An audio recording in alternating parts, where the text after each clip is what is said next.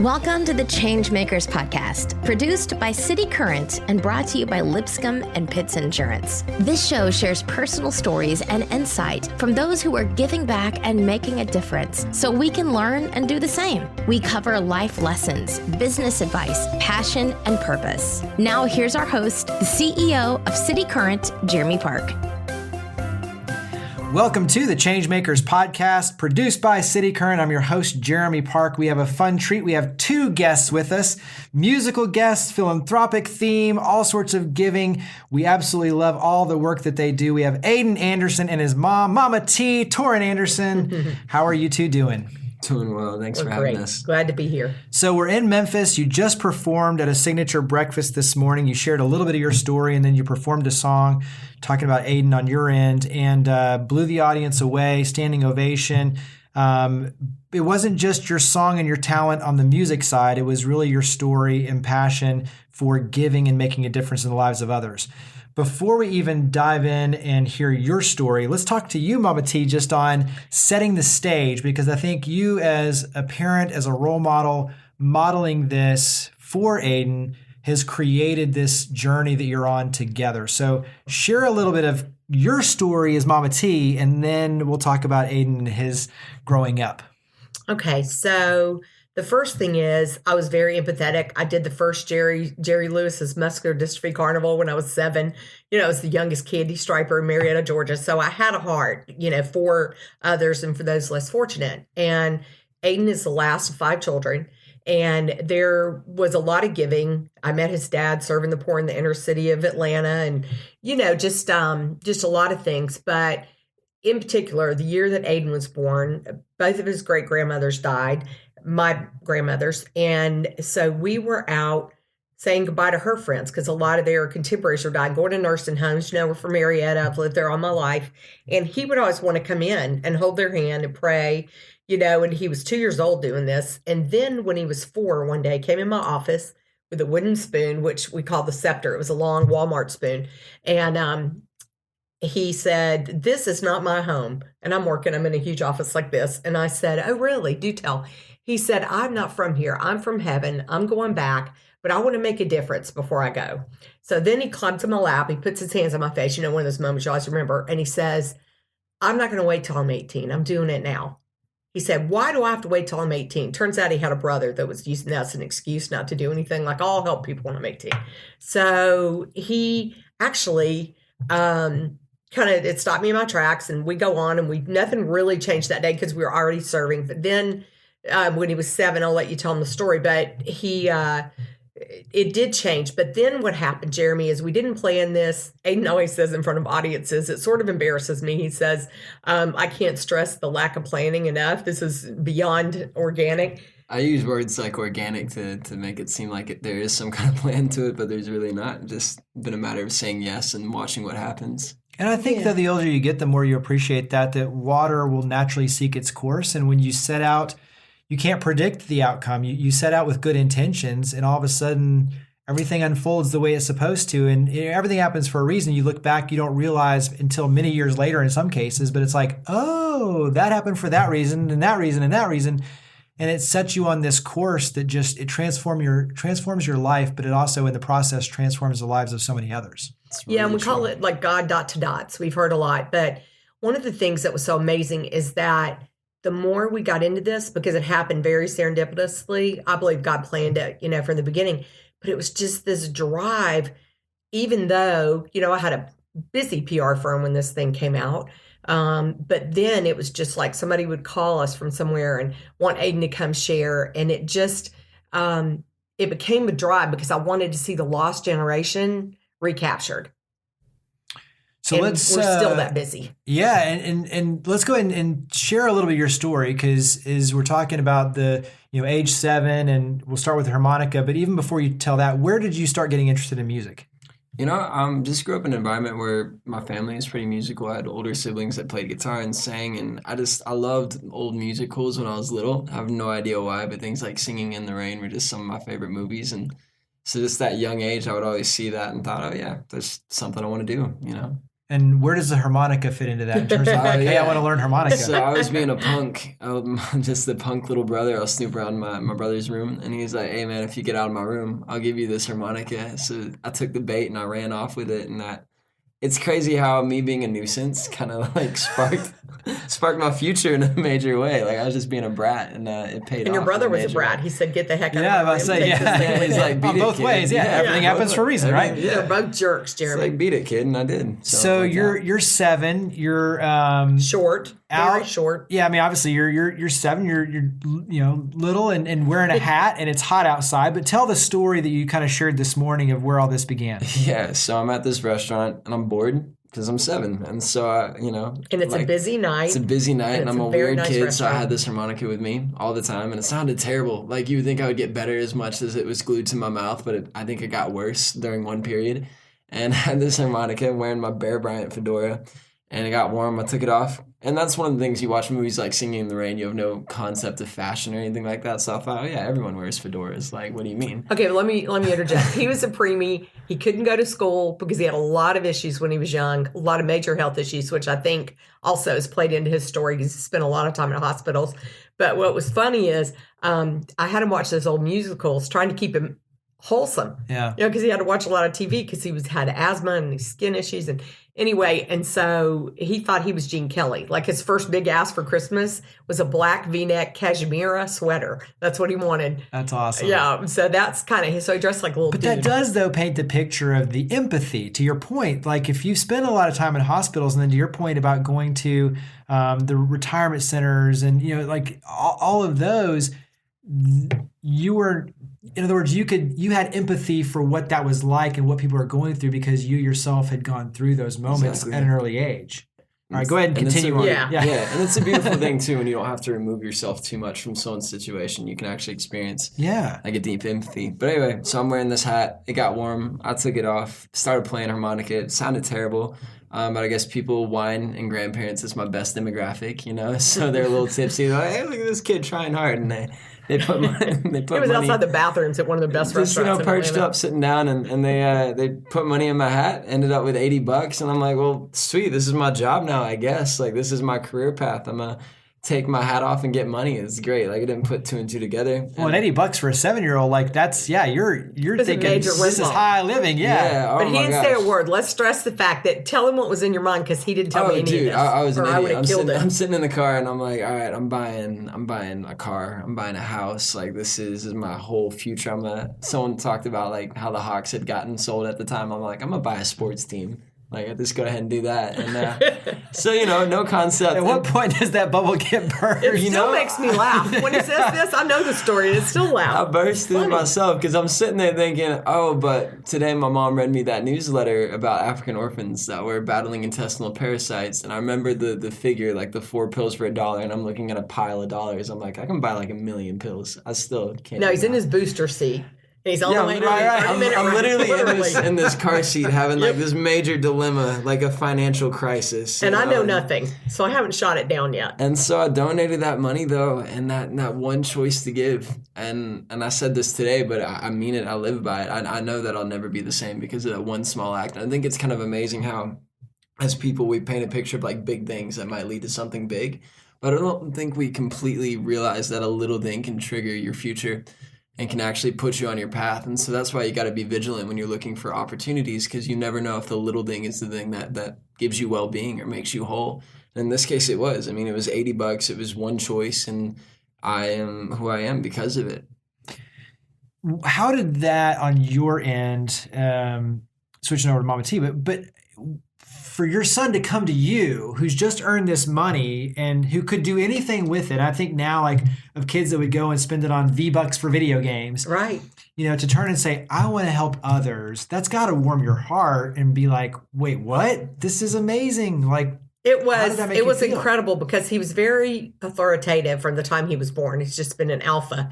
And he was very tiny. He was very short until a couple of You years stress ago. that a lot. Like, yeah, Well, I get it. I All right, mean, I'm small. All right. No, Like, what are you but saying? it's weird, and I'll tell you, I'll preface this. It's weird to have him come into my What are you office getting at? because we got home from dinner, and I was in there finishing up something. You know how you are; you're coming working at night, so it's 10 o'clock at night. Just had a great meal. The kid made the money, and he comes in and he hands me all the money, And then he hands me my wallet. He's gone and found my purse. He says, get out your Amex. My $80 wasn't enough. If I'm going all in, she needs to too. It's Oh, just please. Oh, yeah. So, yeah. I'm all Hey, in, brother. I'm let's all double in. this. Yeah. So he Matching. says, here's the money. Get your Amex and call right now and buy medicine for my babies. He referred to them as my babies because he told me when he was 4, he's going to adopt a kid from Russia, Africa, and China. And he wanted all of them to have special needs, like severe physical disabilities. I think Will from the Little People, he wanted to, that inspired him too. So I called it in. And the thing that I think is really important for those of us that believe and really understand this kind of line that you're on right now, and that is that he didn't keep a dime. He gave it all. Every dime. All in. And that was pretty powerful because, I gave him $5 a week for allowance. That was it.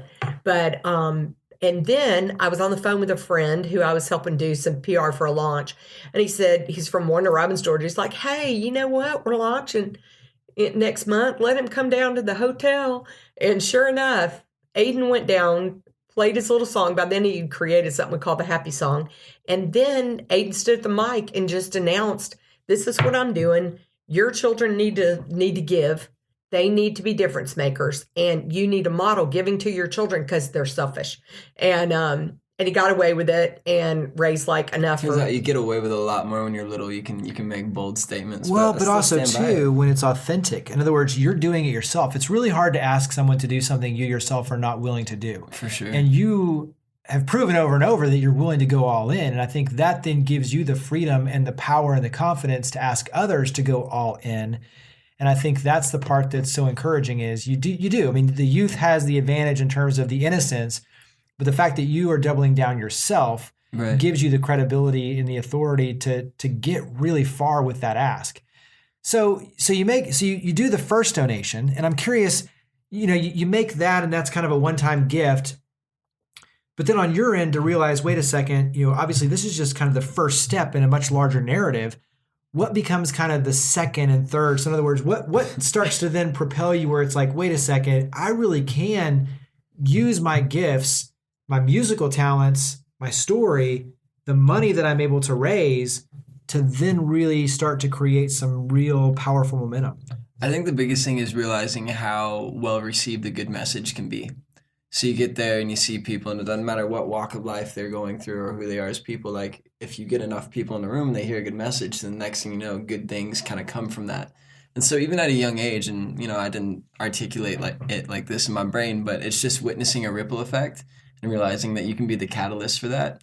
And so in my mind, as a 7-year-old kid, like when I started, I would see a story being told and then people making a difference. And so I thought, well, this is so easy. I can do this all the time, and like this isn't hard for me to do. And that's why I love service, because it's not always just writing a big check. I don't discourage that. I think that's great, but it's also just giving of yourself.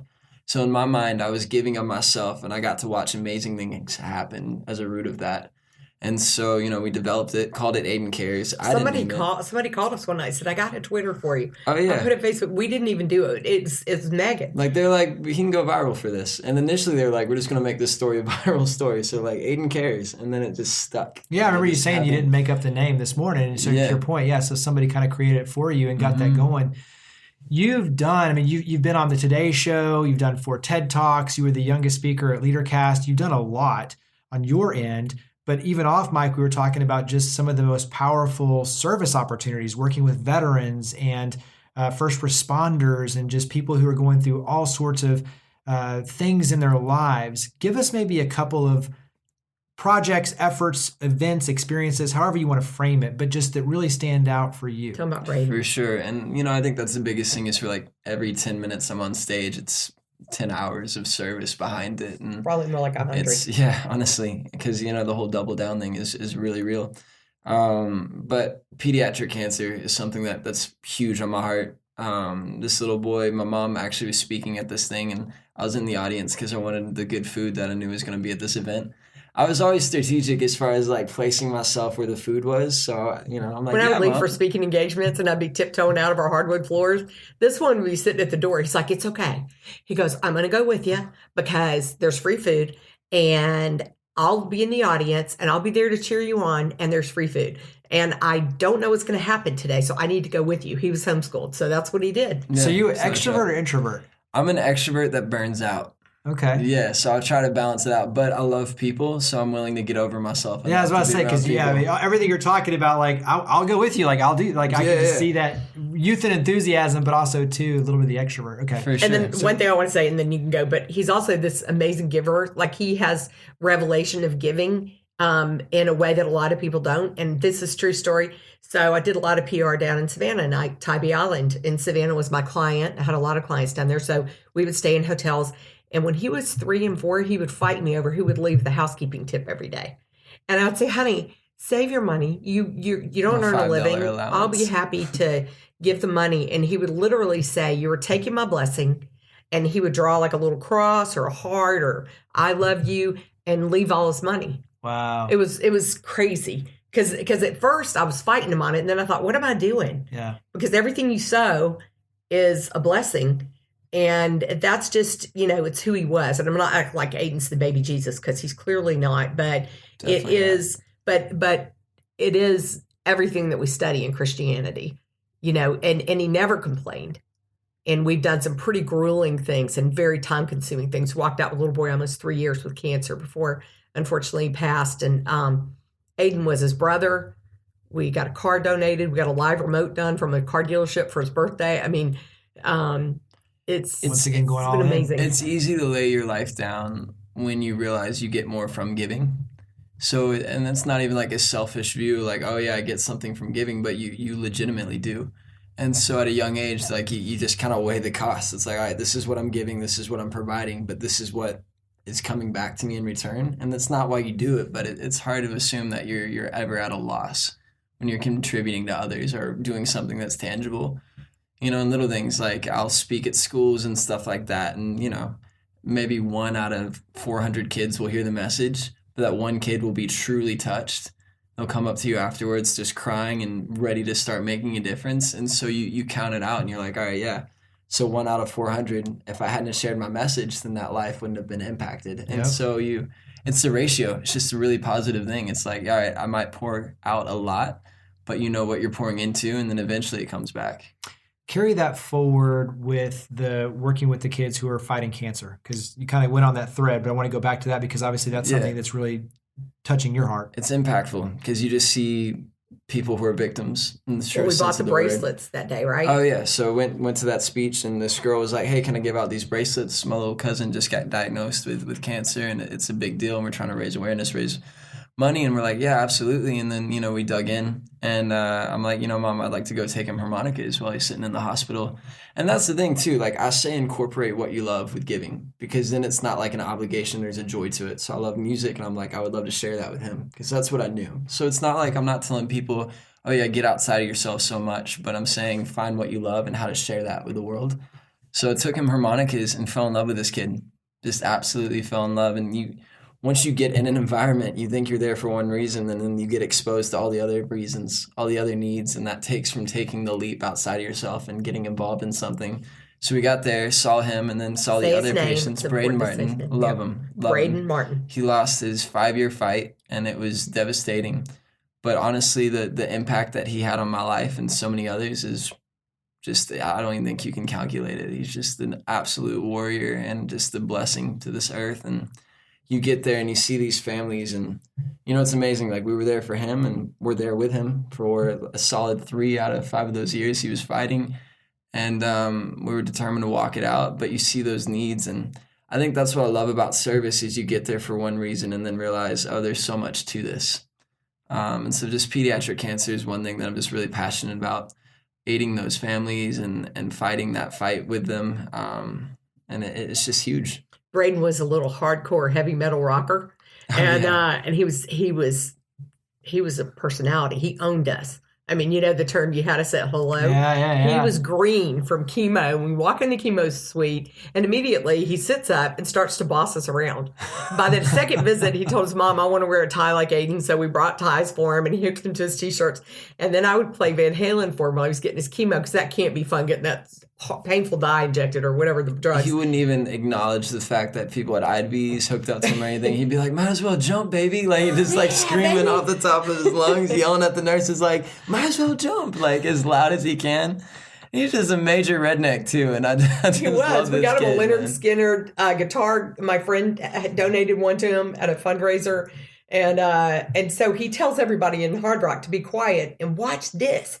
And, and he's lost his hearing because he had anaplastic medulloblastoma, which is brain and spine cancer. And he still was just this force. He had swagger, more than you'll ever have, Aidan. And Fact. I'm okay with that. Honestly, I'm just trying to get. So I'm short and I have no swag. I'm taking notes, man. I'm gonna have to start having all of our change makers like bring their parents on. There's a whole different dynamic. There's another Humility dynamic. is crushing. Yeah. Hey, it's well, I had good. the same. I interviewed my dad one time for the podcast, and it was always that was probably my most interesting one, just because it's like I have no idea what he's gonna say. Yeah, you're sitting there, and it's. Well, no, Brayden has more swagger than anybody will ever meet. He makes LeBron look like a shrinking violet. This kid there was nothing he couldn't do, and he was amazing.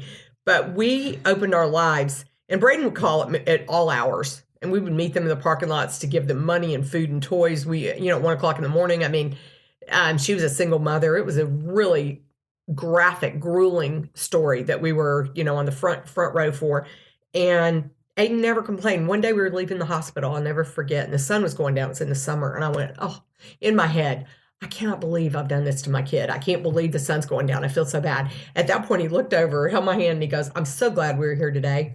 This is where we were supposed to be. Wow. And that's what he used to tell the parents. He was just so clear. And as a kid, like I would see that parental guilt that she would have, like, oh man, my kid's out doing this when I'm sure he would rather be with us and stuff like that. But I think the biggest thing I want people to realize is that I haven't sacrificed anything. Like, I'm still an idiot with my friends, and I play basketball and all that stuff. Like, I live that life, but it's a lie to believe that you can't walk out what you know you love and be a kid. You just incorporate it. You fuse it together. And I remember someone told me one time, like, oh, so you just give your time with reckless abandon. But it doesn't feel that reckless because I'm trading moments of my life for meaning. I'm trading these little insignificant time slots and making them significant and making them have a lasting impact on my life. And so, I just remember my mom, like, burden bearing for me that I'd spent my weekend on, at the Aflac cancer floor with these patients and seeing suffering. But it's where I wanted to be because it's where the most meaning can be found at that moment in my life. I also think it makes you, one, an old soul in terms of what you appreciate and value. Two, though, is it actually makes you a really good songwriter, like a powerful songwriter, because I would hope so. when you talk about musicians and especially singer-songwriters, the ability to take all of these stories, and you're a storyteller, right? And so one, you're reaching into the souls of all these others who have a story, who don't have a platform, they can't share their own story with the world. You become their voice, right? You get to become the storyteller of their stories. So by you stepping into their world, you then learn that story and can share it. And also, too, then, your ability to be introspective, to, go 5 layers deep versus just one. Some songwriters are just like they're good at writing a catchy jingle, right? But then there's others who are really good at writing something with meaning and soul. Yes. And I think that's the difference is, especially when you talk about a 19-year-old who can write really amazing songs that ultimately, going back to even what your heart is, make a difference. The only way you can do that is if you soul search yourself and have empathy for others. And I think that's where, to me, just as an outsider, all of these things actually come full circle to give you a much different picture than most people would be exposed to. Absolutely. Talk about just your songwriting side in terms of kind of that, where you draw your inspiration, how you write your songs. Give us a little bit of that world. Absolutely. At a young age, like, I got offered this deal where basically they wanted me to be more like Justin Bieber. And they're like, on paper, here's how much you'll make. This is your future now, your career. I remember, I thought about it because part of me wants to be a sellout, write a jingle for like Chick-fil-A and then call it a day and, go right off into the sunset. But to me, it, like you said, the storytelling aspects and the intimacy, like, I don't know what I'm feeling until I have to articulate it. And the only way to articulate that is through music. So if I'm writing songs that are, kind of shallow or superficial or whatever, and it's not saying I don't listen to songs like that or disrespect any artist or anything like that, but just finding that meaning is what gives me the most life. And I think when your art and your career becomes more therapy for you and less of, all right, cents and dollars, then I think that's where the most happiness comes from. And I love Bruce Springsteen. I think he's a warrior poet. And one time he said that, you got to live a life where it gives you enough material to where you can sing your songs for 40 years. He's like, where there's enough depth to where you can be a 7-year-old man and still be able to sing about what you experienced as a kid because it's still relevant. Mm-hmm. And he's like, if you live for a girl or if you live for $1, there's not really a whole lot of lyrics there. But if you live for the condition of humanity or things like that, then he's like, there's a lot to write about. And I really think about that a lot. What, going to, just for you personally, you've got Today's Show, the TED Talks, LeaderCast, even artists, like the Ed Sheeran types. What's been some fun moments for you? Fun moments. Honestly, that Ed Sheeran thing was cool because it was like the first moment in my life where I just turned into a major fangirl. And I'm the ride over. I'm thinking, no, You're I'm cool. a fanboy. Yeah.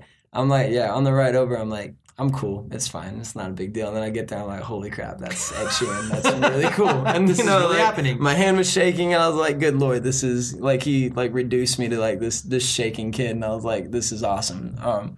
Stuff like that. And I played a pickup game with Dwight Howard one time. That was pretty cool. He absolutely destroyed me, believe it or not. It's like he gets paid to be a basketball player or something. What's sad, though, is how much he enjoyed beating me. It's like, dude, you literally play grown men. And Aidan wanted to play my father left card, which his dad left the month that Braden died. So Aidan's been low. And I'm trying to get those pity points, Howard, really? And he wouldn't give it to me. Like, he's still denying my shots. I'm like, dude, come on. And he had now. a look on his face I've never seen on another human being because I'm like, really? You're beating my child who has no father, who serves the poor, and you're loving it. And he did. And that's what I call a competitor. I love There's that. No other... It's fierce. Yeah, they can't turn that switch off. They really can't, clearly, Jeremy. So, there are moments like that, but honestly, I love when I go and I think that a certain moment's going to go a certain way, and then it goes a completely different direction that's better than I could have planned it. So I'll speak at like a boys and girls club and meet a kid that will change my life. And just things like that. So those are the funnest moments for me because no matter how long I've been doing this whole service thing, I'll think I have a pretty good idea of what's about to play out, and it doesn't go that way in a really beautiful kind of way, and that always blows my mind. Things like that. When you're out talking and doing the speaking side, especially with the larger groups, give us an idea of maybe 1 or 2 words of wisdom, tips that you like to make sure that you impart based on your story and the lessons you've already learned. What's a couple of bits of advice that you like to tie in on the speaking side when you're talking to large groups? Biggest thing today, and this came up actually after the breakfast, the guy asked me, he's like, so how do you not feel nervous? And I do feel nervous, absolutely. And honestly, I'm glad I do because there's a humility that comes with being nervous and all that. But I'm talking to him, and he's like, so what is it though? How do you command an audience? And I think I play this game in my head where I basically tell myself, hey, you know what? You love this more than you're afraid of it. And so you let your love and your passion for what you're doing overwhelm your fear. And it's not that you don't feel those feelings. I think it's really important to validate everything you're feeling because you want to know exactly where you're coming from. And by doing so, you're authentic. You're not fake. If you feel your feelings properly, then you're not coming across as fake. And people connect with that. In the audience, if they see you and you're actually being vulnerable and transparent, then they're like, hey, that's a better speaker that I've seen because they're real and I relate to that.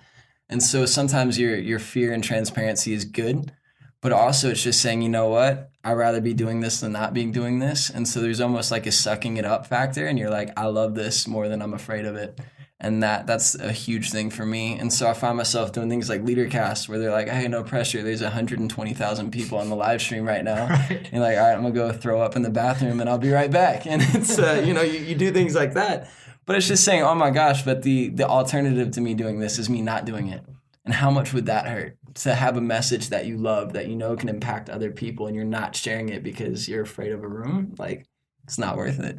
Yeah, and I think, that's for me, the songwriting side of that kicks in too, where it's really hard when you're writing a personal story and sharing that with others. But what you realize is the more vulnerable you are and the more you open yourself, the more it draws people in. For sure. And I think to your point then, you start realizing, wait a second, I have a message that needs to be shared. And now it becomes not that you don't become nervous, but I like the way you put it is that you realize the higher purpose is I need to be sharing this. There's a higher purpose to what I'm doing. There's a much larger reason. God has given me this platform. I need to use it. And if I don't, then I'm losing the chance to impact lives. And once you start Absolutely. putting it in that perspective, then it's like, I need to be on that stage. For sure. And it's not even like an entitled, like, oh, I have such an amazing message. You guys need to hear me. It's I know something that I wish everyone knew.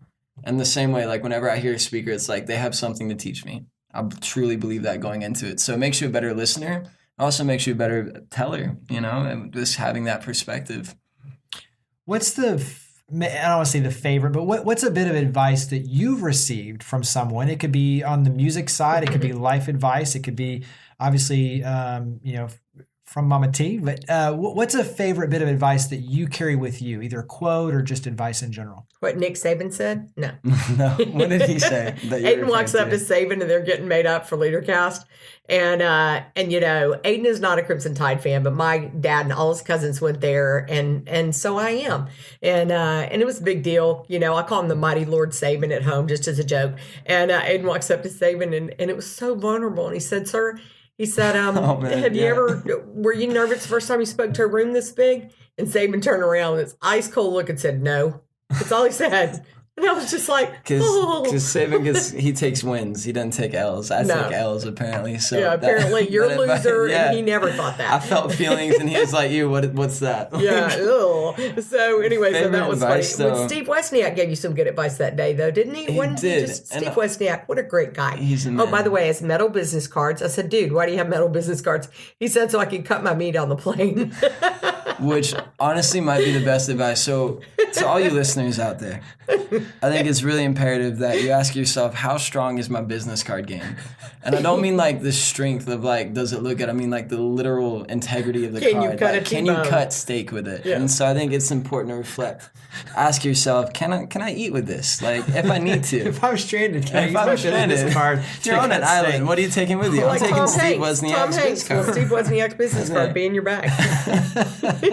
Based in Memphis. See, I was thinking something like, it could be like a magnet that would stick to a computer or something like that. No, he's legitimately trying to eat food, and I think that's the most real and with all the relatable thing dough I've ever heard. Come through his fingers, and Aidan walks away from him, and his face is just lit up because that was the same hall where we met Saban, and his face lit up. And he's like, "Mom, he's awesome." Yeah, because I hear that, and he's like, okay, he started a company like Apple, but who knows about Apple? Like, obviously, no one. Like, what is that? Yeah, we're always. But he can cut his meat with a business card. Yeah. So it's like, all right, you know what? This man knows stuff. We should actually listen to him. Like, Apple was a valid credential, but the business card was, I think, more of a credential, honestly. One thing that's been crazy is the validation. Like, okay, so we were, Coach Roy Williams, because we're Tar Heels, my oldest went to Carolina. He wrote a letter to Aidan, and that was a big deal because we love Roy. We really love Roy. Well, Roy had Aidan come up, and Aidan spoke at Lineberger and went and served there where Roy got treated for cancer, and that's his pet charity. But while we were there, we get a call from Bernice King's office, and they want Aidan at Ebenezer Baptist Church the next morning at 9 o'clock. Well, I figure her daddy slept in cars full of mosquitoes for us. So we drove through the night. A stranger heard what we were doing, put us up in the Greenville hotel for a night. We slept like 3 hours, made it there. Now, Bernice hadn't communicated everything because they were in the middle of a big deal. The whole church is surrounded by satellite trucks from here and Europe. And it was the day she had to give up her dad's Bible and his Nobel Prize because her brothers wanted to sell it. And she strategically knew what was going to happen. And so I'm just going, what is going on here? Okay, come Lord, do what you want. And Aidan got to do the prayer and address the greed and address the disunity and just, ask God to cover hearts. And he was really little. She had to hold the mic down for him. But these weird moments have come. She awarded him the Coretta Scott King Angel Award with Bill Clinton. So next thing we know, we're going out to this huge table with spotlights, and he got this award. And I think the awards have not really meant that much, but the interaction during the awards. Yeah, the moments. The moments. And I think that's what he says, collect moments and memories and all this. And so we're not even sure where all the awards are now. I trade moments for meaning. And that's.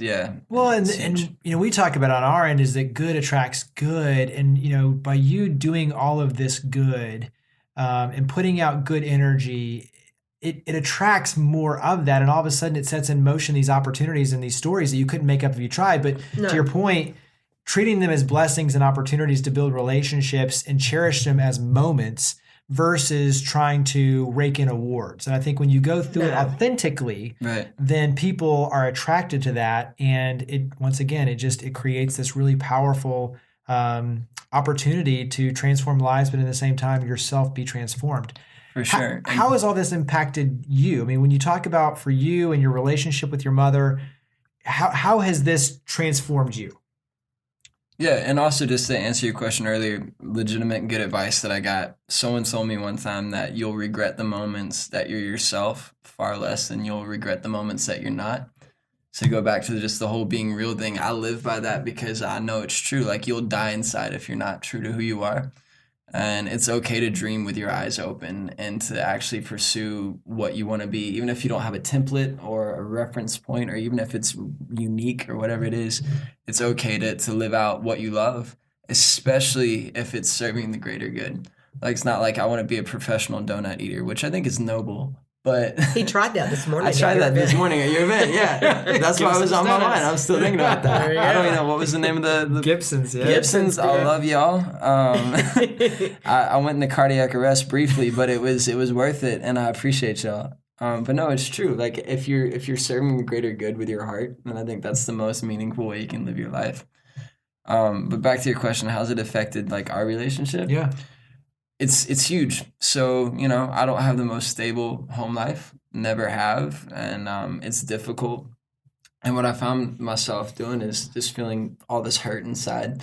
And so that was a big motivator for why I did things for others, because like you said, talked about empathy, and it's true. Like when you feel a certain kind of hurt, then you don't shy away from other people who are hurting, because you want to see suffering ease, whether or not it's in your life or whether or not it's in someone else's. There's just this sense of like this relief that comes from knowing that a problem's solved, and I was pursuing that. I didn't know it at the time, but now looking back, like I was pursuing to see people not hurt because I was hurting so much. We were doing a hospice And so- event, and when we were gone, we were out of town. We got back, and his dad had packed up and left the front door open. You know, it was just it's been a big thing, and that's one of the things I'm in awe of.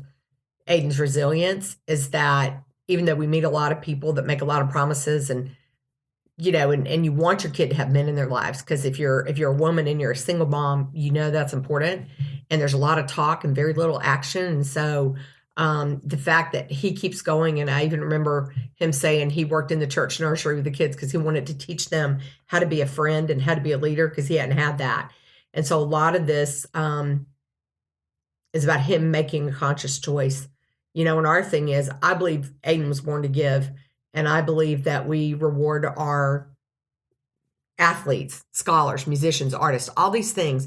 But what about the kids in school that are fighting the fight against bullies, that are kind, that are making that eye contact, and when I see you, and we don't acknowledge them. So that's why we're And trying that to have a broken home life, and we don't even Yeah. realize it. So I'm living this hell on earth at home, but I'm determined to do this Aidan Cares thing and to walk it out with my mom, for one, because I love her, but also because I love what we're about.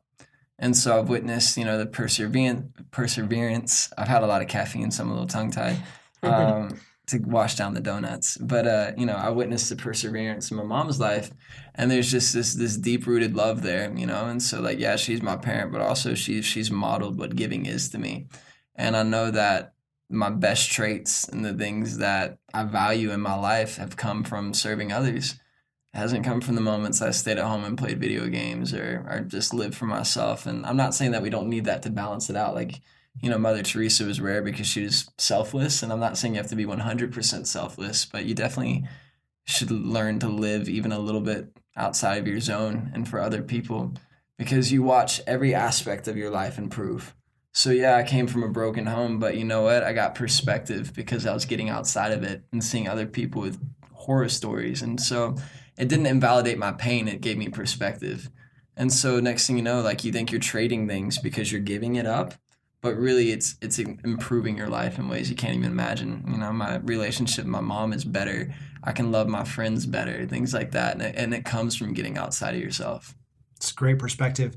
Let's wrap up. Let's do a lightning round. So it's just quick questions, quick answers, just fun chances to get to know you better. So what do you like to do to relax? Basketball and music. Very nice. What's a favorite vacation spot for you? I love Ireland because it's the motherland for me. So yeah, we're incredibly Irish, and I'm all for it. Very cool.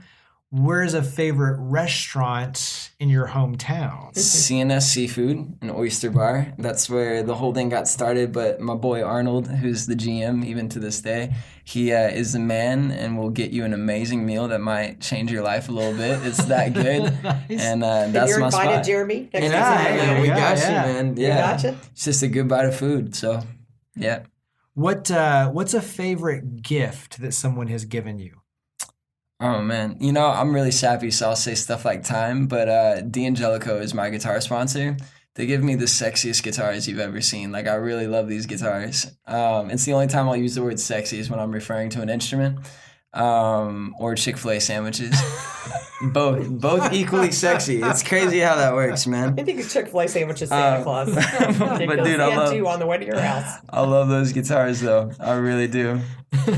There's something about Chick-fil-A, and especially kids and young adults, and adults alike. It's like everywhere you go, the lines for Chick-fil-A are It's the always like Lord's around. chicken, man. Your thing on corner. Poplar, it was wrapped around the building today. We couldn't even get in. Yeah. That's how it should be. It's my church.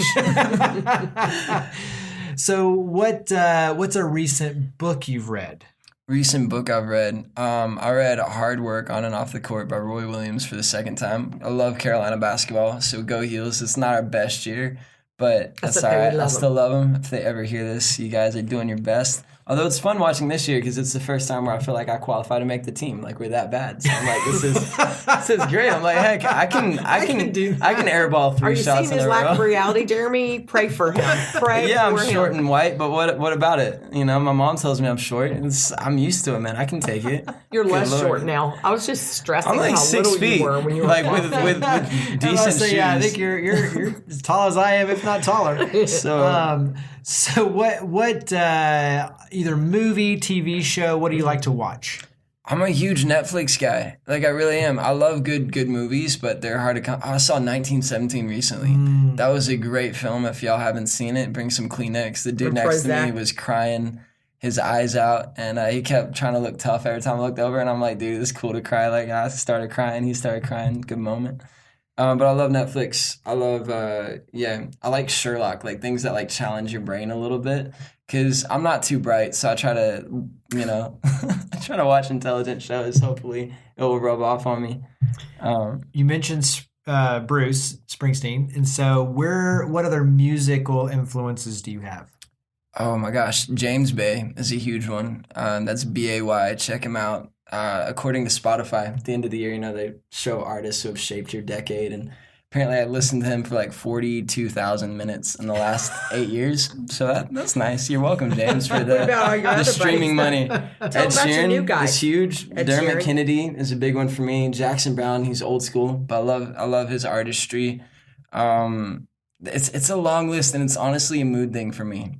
Yeah, What about it the really new guy, is. though, that wrote you on Instagram? Oh, there's a dude named Syml, S-Y-M-L, that I really love right now because he talked about storytelling, and I like how he has modern vibes, but he's a really great storyteller. So it's music that's relevant to today, but also lyrics that are timeless, and so I love stuff like that.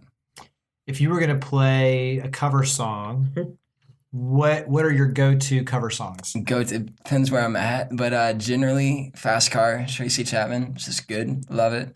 For all them old school people out there, I'll play some Landslide. Fleetwood Mac. For tip money, I'll throw in an Ed Sheeran song. I see fire makes the big money. The thing is, like, you can't go too much into today because kids that tip you, they don't have money to tip you. So if you play, like, songs that 14-year-olds listen to, you're not making bank. So that's why I learned Fleetwood Mac. 'Cause I'm There's like, a whole I'm trying science to this. I'm trying to get some money, man. Yeah, so Stand By Me is a great cover. It's fun to play. And Coach Roy's favorite song? Sitting on the dock of the bay. You got to throw some oldies in there. But basically a crap ton of Ed Sheeran and then some songs from, like, the 80s, and you're good. What do you have a favorite either lyric, line of a song, chorus? What's one of your favorite just kind of song pieces? Oh, that's a good one. Probably something by like Mumford and Sons or something like that. Johnny Cash was a warrior poet. Love What about that guy. song, Beloved? What about the lines from Beloved? Just something from Mumford & Sons. And again, it's a mood thing. So it's funny how, and this is why I love music, because for me, it tells me what I'm feeling before I even realize it. Like I'll really love a song or I'll love an artist and I have no idea why, but they'll just be on repeat for that week. And then, I'll sit down and realize, oh, well, that's what I'm feeling. That's why I'm connecting with it. So it's a weekly thing. Tell them who the biggest goober that you love to watch every day on Instagram is. Louis Capaldi. I don't know if y'all know about him. What a Is he moron. Scottish, right? He is Scottish. I've never heard a dude talk about his bowel movements this much, but I absolutely love it. His song, like one of them, was on number one for the charts for the longest like 12 time weeks. period. He had a number one hit, and he's on the red carpet talking about how beautiful Beyonce is and his bowel movements. And I just think, you know what, man, don't go changing. Like, way to go. And he brings it to me, and I'm like, dude, I don't want to see this doughy face guy anymore. I'm sick of his weirdness. And Aiden's like, look what he said in the red carpet. Because he gets away with it. So what I want to say, y'all, is like pursue your artistry, and you know what? You'll find your fan base. This is a dude that's like, yeah, I ate chicken parm and now I have diarrhea, but he's also nominated for Grammy. So you're sitting there and you're like, you know what, man? I'm never going to say that, but you do you. Like, I'm proud of you. Way to go. Yeah, is that why you bring him? Like, Aidan loves watching him, and then he's just like, can you believe him? Oh, yeah, I live vicariously through people. You want the Grammy, but you don't want to do that. I don't. So what would be your words of encouragement for others out there to find their purpose? The biggest thing is comparison is evil. In my opinion, like it's one thing to compare yourself to improve, but it's another thing to compare yourself with a lens that, oh, well, they're something I'm not, because you're something that they're not. And so I think the biggest thing is to not believe the lie that who you are and what you are isn't enough, because what you're trying to live might be different. It's not about scale. It's about doing your part. And I look at life, because when I started getting a lot of momentum for service, people are like, oh, so you're going to cure cancer or something like that. I'm like, definitely not. But my goal is to contribute my part. I look at like life and people as like mosaic. Each individual piece makes the picture whole. And so to people, it can contribute your piece. What does that look like? It might look different. You might only ever donate $100,000 in your entire life, but that's what you were supposed to do. So just know that don't be discouraged, and to actually live out who you are and not let other people determine what your future or success should look like, because you might just be different. And all gives matter. It just does. Absolutely. And another thing that I think is important for corporations, our tagline is healing the generational divide through service. And that is because the old people in our society cannot just fade off. They have got to look back and not curse these younger ones. As my friend says, the young blood's coming up. They need to bless them by modeling and working together. And I think this weirdness in the corporations with the big divide, it could be met through serving and sharing those hearts. And I think it's just super, super important. And the other thing is we've worked with so many families of high net worth individuals, and their children are dying on the vine. And there is a price to pay. And they need an opportunity to be heard where they are. And what better way than hearing your child's heart to make a difference? Yeah. Their purpose. Yeah. And so we try to lock in on that, and purpose matters. Also, and something that I'm working on recently is don't be so distracted. Like for me, and this is how I cope with pain, but I found myself just busy. I would make myself busy to the point where I didn't know what I was feeling, and I just, it messed up my line of vision. So figure out ways that you can have moments where you're actually able to feel your feelings and you know what's going through your head, and how to capitalize on that in a way to where you can actually make a difference in your life and the lives of others. Very well said. You're 19, so you have a long way to go on this, but many, many, many years from now, what do you hope that people say about Aidan Anderson and the difference you made? So what do you want your legacy to be? That's a solid question. Hopefully just the legacy of, I heard that story and now this is what I've done with my life. And I don't say this to sound like Miss America or anything like that, but I would never want to think that anything I do is simply because of my life and how it makes me look. I would want to know that everything I've ever done is something that other people take and run with. So, I speak at schools and these events and stuff like that, not because it puts me on a pedestal, because I would hope that anything I say would ignite other people to live out their life. And so if I'm ever getting referred to down the line, hopefully it's because I encourage someone to live out who they are. What do you say to people that say you haven't had a childhood and how poor little Aidan and how he got propped up, stage mom, the whole bit? What do you say to that? Frankly, for one, I don't feel sorry for myself. So But secondly, I haven't sacrificed anything. And I can honestly say that, like, if people could see my day-to-day life, like, I feel like I'm pretty normal. You know, I see my friends all the time. I hang out and do stuff. But the biggest thing is, like, you compartmentalize, you know? It's like, this is what I love, and I'm just living it out. So, yeah, I'm busy, and maybe I don't live a traditional life. But what's traditional if you don't have well-being? So I encourage you, you know, to, if your kid has a radical dream, obviously I'm pro common sense, I'm pro survival, but maybe hear them out a little bit, because what if that's the thing they're supposed to do, and maybe it's the only way they're going to be happy with their life. So this is one of those we could go on, but for everyone who wants to learn more, who wants to follow your journey, who wants to be in touch, visit you online, give us website, social media, where all do we go to carry this conversation forward? For sure. AidanCares.org or Aidan Cares on Instagram, Facebook. Trying out my Twitter game. AIDAN. Yeah, I was about to say and spell it. Yeah, Yeah. AIDAN, correct. Aidan Cares. The Yep. Ians And then are he's all got- fakes, all of them. And he's got Aidan Anderson Music also on Instagram. And he is Trying to build Aidan. that. Yeah, and I'll have new music coming soon. I had a bunch of original stuff out, and I took it down because it was pre-puberty, and now that I have an Adam's apple, I don't know if y'all all went through puberty listening, but it's great. Would recommend it. 10 out of 10, 5 stars on Amazon. But so I'll have new music coming soon, so be looking out for that. Well, Aidan, Mama T, thank you for all you Thank do. you. Greatly Thank you. appreciate it. You're both change makers. Greatly appreciate you coming on the podcast. Appreciate Thank you. This Thank was you so awesome. much. Our best yet. Thank you for listening to the ChangeMakers podcast, produced by CityCURRENT and brought to you by Lipscomb and Pitts Insurance. To learn more about our guests and share your stories of others leading by example, visit us online at citycurrent.com or follow us on social media using @CityCurrent. Please make sure to subscribe, rate, and review our podcast wherever you listen. Now, think big, start small, and act now. Be a change maker.